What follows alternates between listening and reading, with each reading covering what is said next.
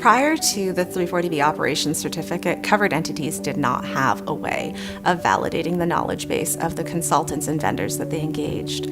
With this program, we now have a way to actually see that they have demonstrated a solid foundation in the concepts of the 340B program, but beyond that, we have a way to validate that the consultant or vendor actually has experience and understanding of the complexity of each of the different entity types. So if you are a disproportionate share hospital, you look very different from a federally qualified health center. Not necessarily before were we able to determine that the consultant had experience in our area. Particularly if you're a smaller type of covered entity, you may get somebody who comes in who's a vendor, very experienced in the space, but they've only worked with one entity type and not yours. And so maybe they're not able to account for the different nuances that go with your entity type.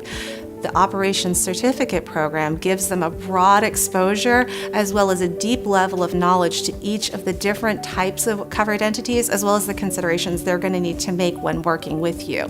So it's really going to help ensure that they're looking specifically at what the requirements are for your system.